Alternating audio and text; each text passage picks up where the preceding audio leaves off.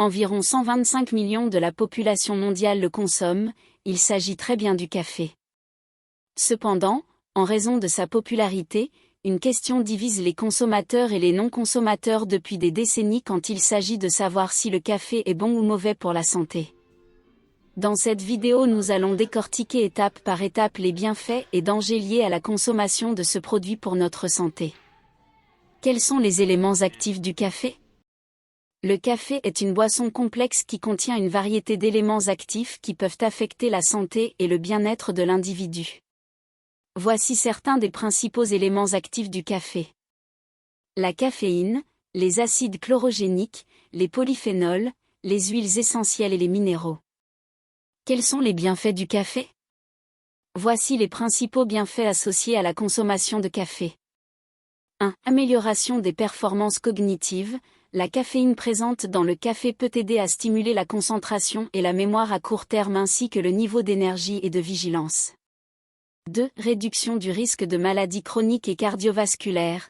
Les antioxydants présents dans le café réduisent le risque de maladies chroniques telles que le diabète de type 2, la maladie de Parkinson et certaines formes de cancer, ainsi que les maladies cardiovasculaires, notamment la maladie coronarienne et l'accident vasculaire cérébral.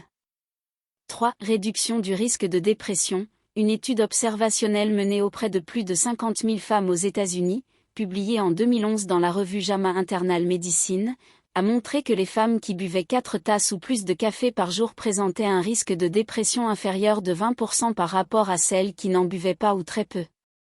Cependant, les auteurs de l'étude ont souligné que d'autres facteurs pourraient également contribuer à cette association et que des études supplémentaires seraient nécessaires pour confirmer ces résultats.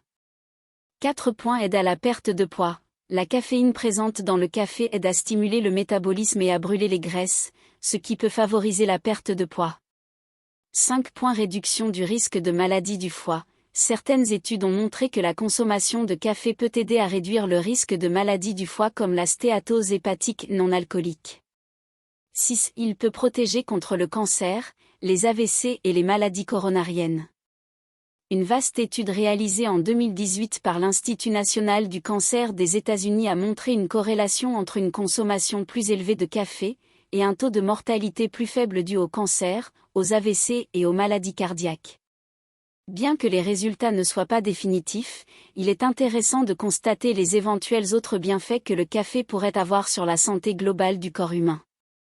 7. Le café aide à éliminer les rougeurs et illumine la peau. Une solution douce aux exfoliants plus rudes, le café retexture la peau. Il aide par ailleurs à stimuler la circulation sanguine et donne instantanément un teint radieux. La quantité élevée d'antioxydants contribue à éclaircir la peau terne et fatiguée. Est-ce que le café est nocif pour la santé ? La consommation de café en quantité modérée est généralement considérée comme sûre pour la plupart des personnes en bonne santé. Cependant, une consommation excessive peut entraîner des effets indésirables.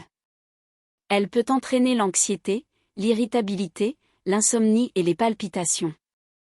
Certaines personnes peuvent être plus sensibles à la caféine et éprouver des effets secondaires tels que des maux de tête, des tremblements et des problèmes digestifs. La qualité et la préparation du café peuvent avoir des implications pour la santé. Par exemple, les cafés de basse qualité peuvent contenir des contaminants tels que des mycotoxines et des pesticides, qui peuvent nuire à la santé. Le café peut jaunir les dents car il contient des tanins qui sont responsables de cette couleur s'il est consommé avec excès. Il est généralement recommandé de consommer du café le matin ou tôt dans la journée, plutôt que le soir, pour éviter de perturber votre sommeil à cause de la caféine présente dans le café. Cependant, inutile de boire votre café de bon matin entre 7h et 9h, notre corps sécrète naturellement l'hormone du cortisol qui est un stimulant naturel et il aura atteint son summum entre 8h et 9h du matin. Il est préférable donc de prendre son café entre 9h30 et 12h quand le taux de cortisol baisse. Quant à la caféine, elle peut rester dans l'organisme pendant plusieurs heures donc si vous la consommez en fin de journée elle peut vous causer des difficultés pour vous endormir. C'est pour cette raison qu'il est recommandé de limiter la consommation du café à environ 2 à 3 tasses par jour.